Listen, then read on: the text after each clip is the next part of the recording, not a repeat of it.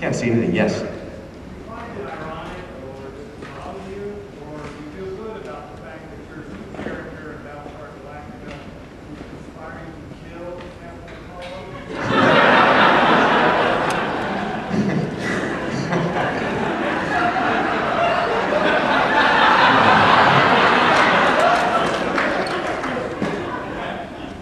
That's just unrequited love.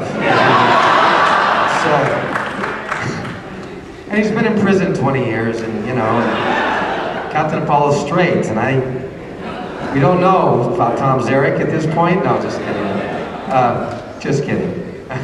Yeah, I think, again, sometimes you have a character who's struggling with his dark side. When we get angry at somebody, they seem like the bad guy when they're standing against us. Apollo has really challenged me all the way. He doesn't give me any quarter at all. And nor should he. But the point of it is that if you're this guy, and this guy is just hitting hard on you, there's a part of you, whoever your major adversary is, whoever's blocking your way, whoever is constantly hammering on you, there's a part of you, especially when you are Tom Zarek and you've been in prison and it's life and death, you know, it's dog eat dog. And probably, if you don't take out the other guy, he takes you out. So he's coming from that street mentality of having been in prison 20 years. So, you know, struggling with Jamie Bamber's character, I think there's a part of him that wants to take him out and get him out of the way. But there's real reasons why he's doing that. But I think he's struggling, as we found out, he's struggling with that feeling, that wanting to do that, and realizing that maybe that's not the way to go. Maybe there's a more civilized way of doing it. The question is, can he do that? Because he's still caught between the light and the dark. He's still a damaged, angry human being. And he's been where most people have never gone before. I mean, if you've been in a prison for 20 years, especially a prison like that, and you've seen the dark side of life, you're not looking at the world the same way. But the question is, can he make it back? For me, that's a heroic struggle. And within all of us, we struggle with our dark side, with our flaws, our imperfections. And I think that he is incredibly flawed, but so are all the other characters, which is what makes all these characters on this show so human, so real. Characters that we can all relate to. That's the extraordinary thing that Ron Moore has done, and he has such an incredible staff of writers. I mean, they're just doing something that I just think is extraordinary in science fiction. Yes?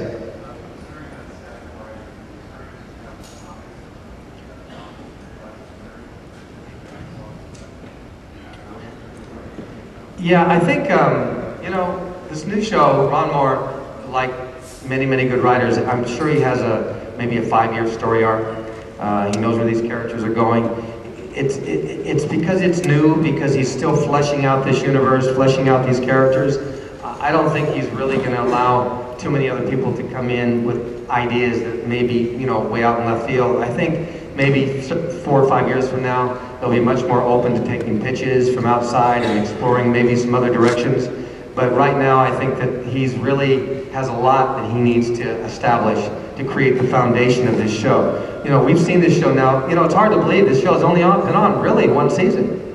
I mean, really, it's amazing when you think about it. It seems like it's been on 2 or 3 years now, but it's been on really hardly, what is it, the 4-hour miniseries, 10 episodes last year, and then we're into, I don't know which episode this year, but, right, so we really haven't seen that. Really, a full season is about 23, 24 hours.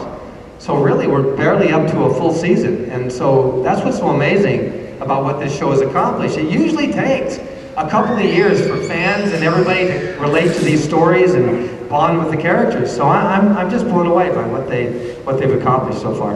I'm going to take one more question, and then I'm going to play a couple of these trailers. How much time do we have? Where are we? I have no idea. How much more time do we have? Oh, we have a half hour? Cool. So we got a few more. Good. Yes?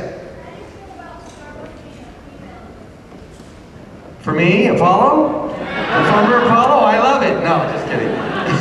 Finally! No.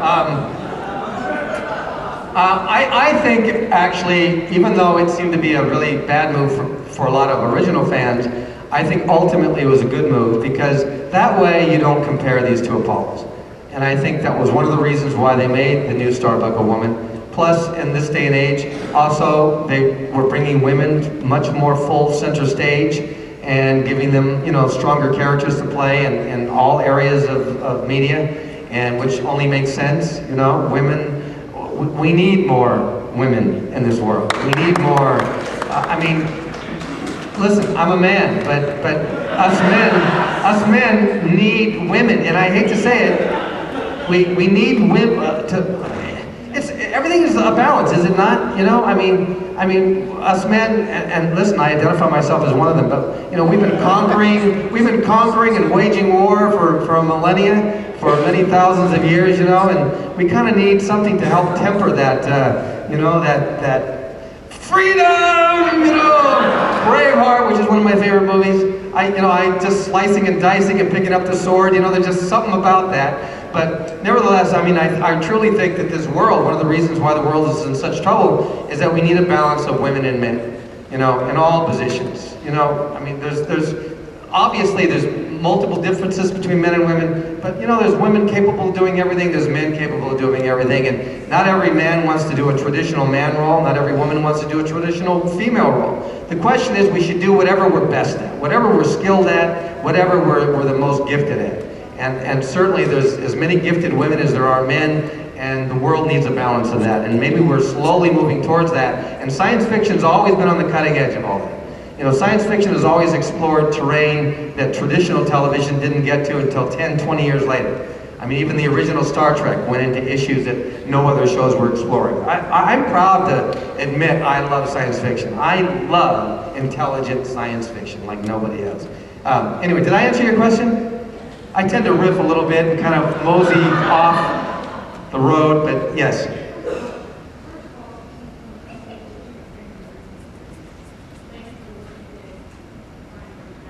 Thank you.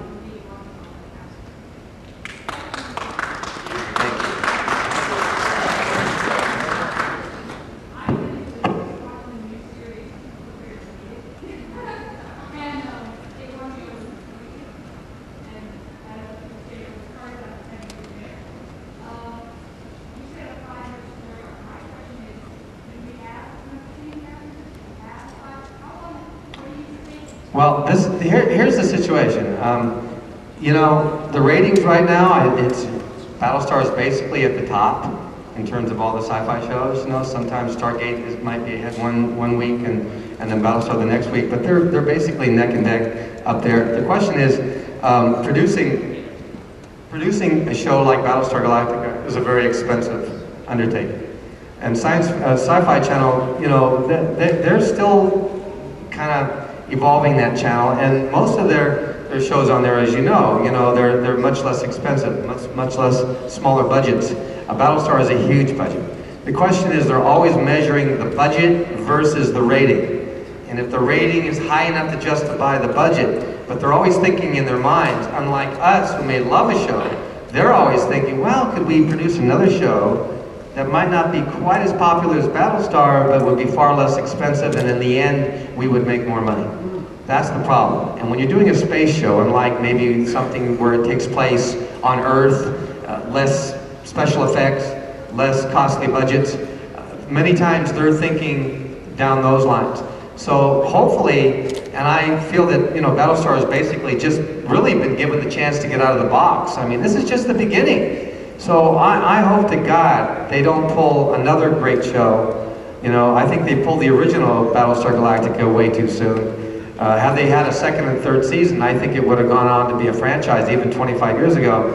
We went off the air not because of ratings. We went off the air because they could not produce the show fast enough in order to get it on the air. The technology and the challenges were just too big. The question is, you know, will they pull this show before its time? And hopefully they will not. And I can only say this. Star Trek fans got together and really made a difference in terms of Star Trek coming back. They really stood together. And if Battlestar fans do the same thing, it's going to be very difficult for the Sci-Fi Channel to take Battlestar Galactica off before its time. This show deserves a run. And so as far as I know, they're coming back next season. And I think they take it season to season to season. The question is, again, the budget versus the rating. If the rating grows and reaches a significant, balance where it's high enough, I don't think there's any problem. But I do